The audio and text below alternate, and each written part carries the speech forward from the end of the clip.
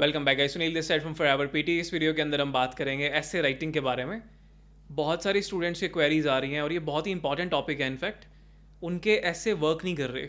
जब वो प्लेटफॉर्म पे अप्लाई कर रहे हैं 26 में से बहुत बार 0 मार्क्स आ रहे हैं या बहुत कम मार्क्स आ रहे हैं। तो ये सारे कंसर्न्स मैं आपके इस वीडियो के अंदर सॉल्व करूँगा। वीडियो के लास्ट में मैं कुछ सैम्पल्स भी आपको प्रोवाइड करूँगा। ये 20 सैम्पल्स हैं मोस्ट रिपीटेड क्वेश्चंस के।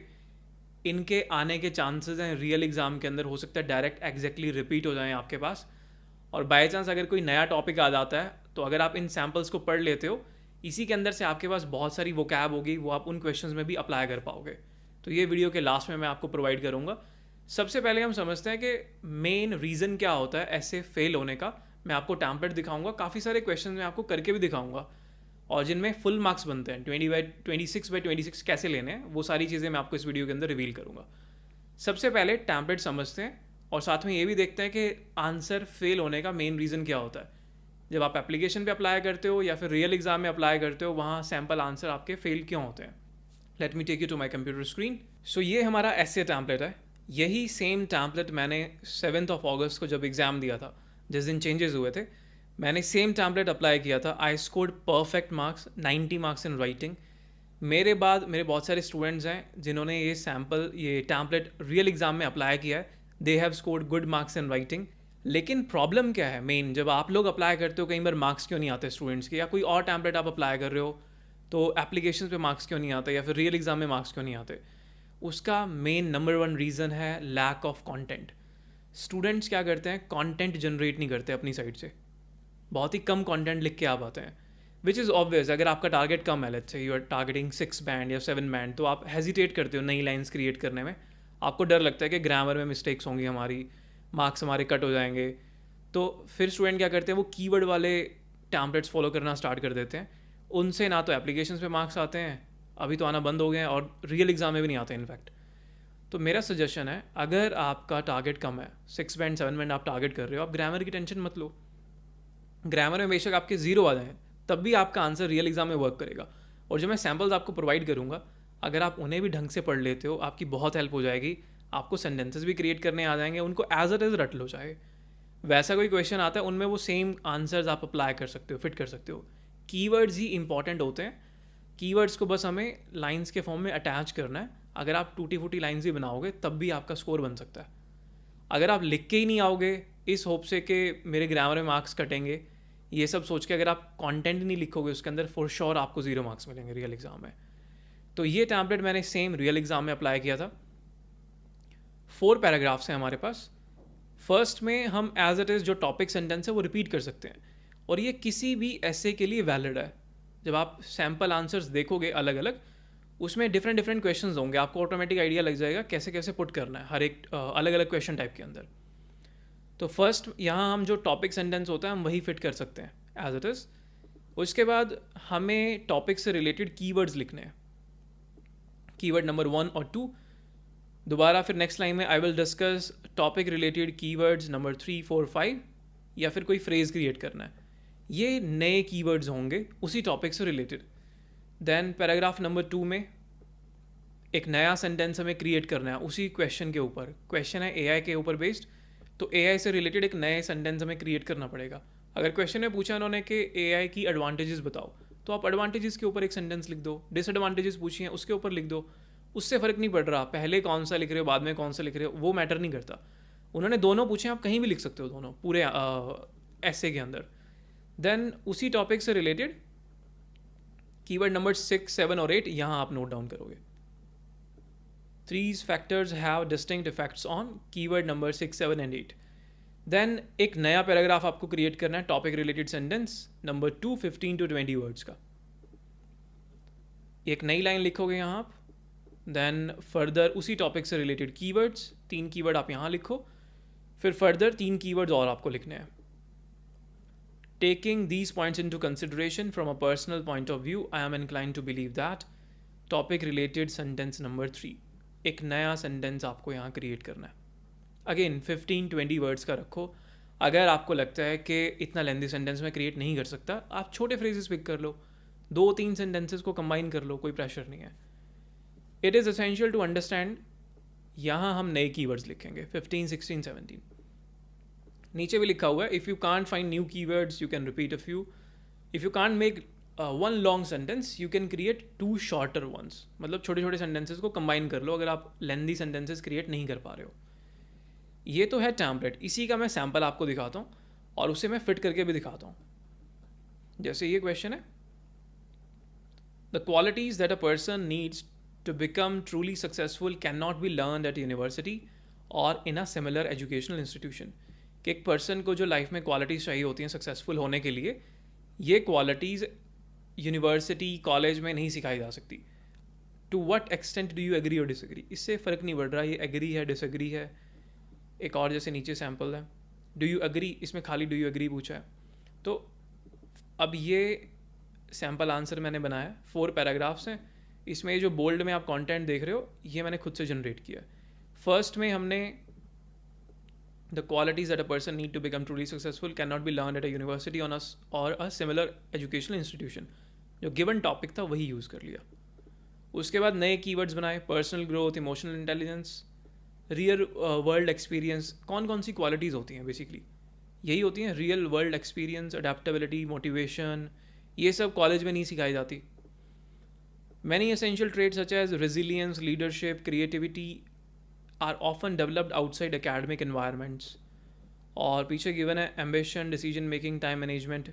कई लोगों को लग रहा होगा थोड़े डिफ़िकल्ट कीवर्ड्स हैं, सब लोग अपनी कैपेबिलिटी के अकॉर्डिंग जनरेट करोगे। मैंने ये 90 के अकॉर्डिंग सैम्पल लिखा है, आप 70 के अकॉर्डिंग लिखोगे या 80, जो भी आपका टारगेट होगा उसके अकॉर्डिंग आप लिखोगे। थोड़ी बहुत बीच में गलतियाँ भी होंगी, वो भी एक्सेप्टेबल है। अनलेस आप बिल्कुल 90 आउट ऑफ 90 का ही एम कर रहे हो, तब आपको आंसर में थोड़ा परफेक्शन रखना पड़ेगा। अगर आपका टारगेट 90 से कम है, आपकी मिस्टेक्स एक्सेप्टेबल होंगी, बस सफिशिएंट लिखने की कोशिश करना उसमें। देन थर्ड पैराग्राफ, एक और लाइन क्रिएट की, the ability to face challenges independently and learn from failure is not typically taught in a traditional classroom setting. फिर 2 नए keyword, entrepreneurship, interpersonal skills and emotional maturity. 3 keywords बनाए। Then fourth paragraph, taking these points into consideration from a personal point of view, I'm inclined to believe that ये नई line खुद से create की हुई है, real success is often rooted in qualities cultivated through experience rather than instruction. And कुछ keywords, perseverance, emotional intelligence, independent thinking, ये सारे कीवर्ड्स ही वो क्वालिटीज़ हैं जो यूनिवर्सिटी या कॉलेज हमें नहीं दे सकता। तो इसीलिए वो कीवर्ड्स बीच बीच में फिट किए हुए हैं। अब इसे मैं एक बार चेक करा के आपको दिखाता हूँ। ये मैंने कॉपी किया, ये वेबसाइट पे क्वेश्चन ओपन है, इसे यहाँ पेस्ट करते हैं, इसे थोड़ा एडजस्ट कर लेते हैं।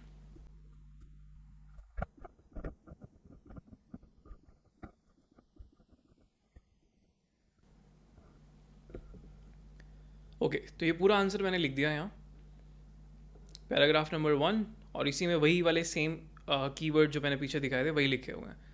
एक बार इसे सबमिट करते हैं।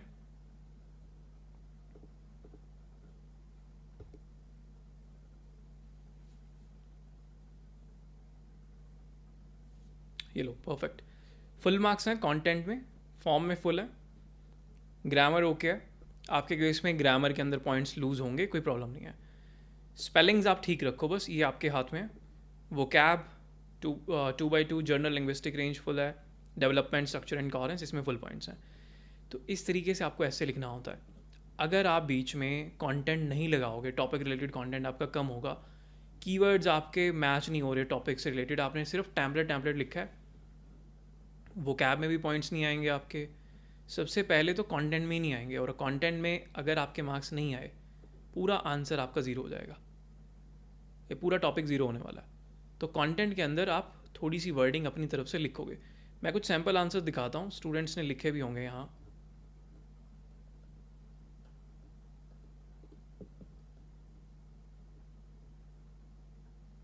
जैसे देखो, ये किसी को 0 मिला हुआ है, कोई पर्सन है खुशी, इन्होंने लिखा है ये पार्ट 4, पार्ट 3, पार्ट 2। एक तो ये चीज़ तो लिखनी ही नहीं है आपको, ये हेडिंग्स तो मेंशन करनी ही नहीं होती।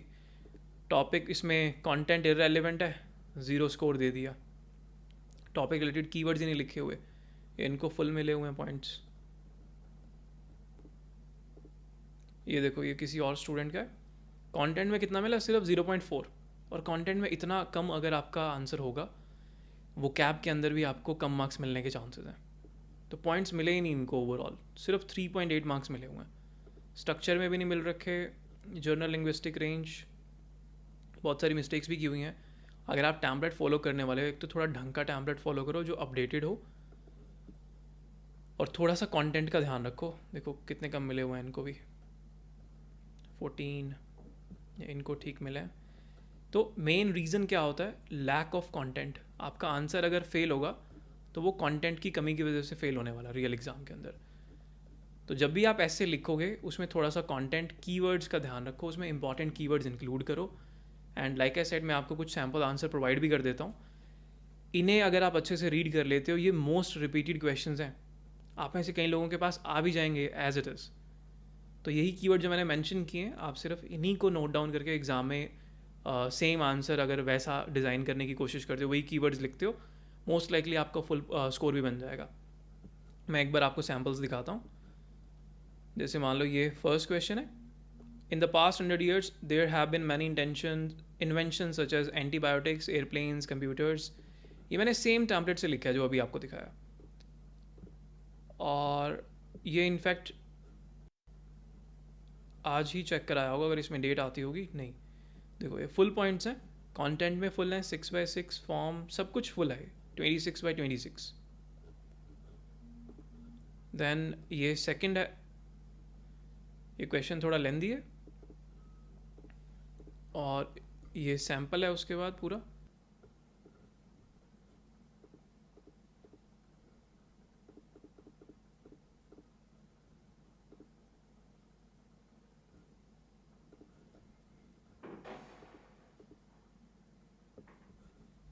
यस, ये ओपन हो गया। इनमें शायद कुछ इशू है, ये ओपन नहीं हो रहे, एक बार इनको रिजॉल्व कर लेंगे। हाँ, ये भी ओपन हो गया। देखो क्वेश्चन है, what are the advantages and disadvantages. अब ये क्वेश्चन टाइप अलग है, एडवांटेजेस डिसएडवांटेजेस के ऊपर था। पीछे जो मैंने दिखाया था वो एग्री डिसएग्री पे था। सेम टैम्पलेट मैंने यूज़ किया है, ठीक है। इसमें जो कीवर्ड्स लिखे हैं ना, ये बेयर मिनिमम है, एटलीस्ट आपको इतना तो लिखना ही चाहिए जितना टैम्पलेट की मिनिमम रिक्वायरमेंट है। जैसे ये इतने तो कम से कम फिट करने की कोशिश करो। अगर आप ज़्यादा लिख सकते हो, आप केपेबल हो, आप टैम्पलेट की लाइंस कट कर दो। आप ये यहाँ से यहाँ तक की लाइन कट करके अपनी लाइन क्रिएट कर लो यहाँ। ऐसे ही सेकंड के अंदर भी आप कुछ लाइंस कट करके अपनी लाइंस लिख लो, थोड़ा बहुत हेल्प ले लो आप टैम्पलेट की। और अगर आप नहीं लिख सकते तो जितना यहाँ मिनिमम बताया हुआ है कंटेंट लिखना, आप उतना फॉलो करो। और अगर आपको लगता है कि आपसे लाइंस क्रिएट नहीं होती, मेरा सिंपल सजेशन है, आप सबसे पहले इन सैम्पल्स को रीड कर लो। इसी से आपको बहुत ज़्यादा आइडिया लग जाएगा कि रियल एग्ज़ाम में कैसे परफॉर्म करना है। तो ये इस वीडियो का मेन पर्पस था, बेसिकली आपको समझाना कि ऐसे क्यों फेल हो रहे हैं। कंटेंट नहीं लिख के आ रहे स्टूडेंट्स, कंटेंट ना लिखने की वजह से आंसर्स उनके ब्लॉक हो रहे हैं रियल एग्ज़ाम में भी, और एप्लीकेशंस पे भी हो रही हैं सेम चीज़ें। तो थोड़ा सा कंटेंट ऐड करना स्टार्ट करो, एटलीस्ट इन सैम्पल्स को रीड कर लो आप अच्छे से, काफ़ी हद तक आपको आइडिया लग जाएगा। बहुत सारे की पॉइंट्स, अलग अलग डाइवर्स टॉपिक्स इसमें कवर किए हुए हैं। Okay, so that is all in this video. अगर आपको कोई भी और डाउट है रिलेटेड टू एसे राइटिंग, आप कमेंट बॉक्स में टाइप कर सकते हो, आप टेलीग्राम ग्रुप में पूछ सकते हो। कोई भी डाउट्स हैं आपको, let us know. I will see you guys in the next video.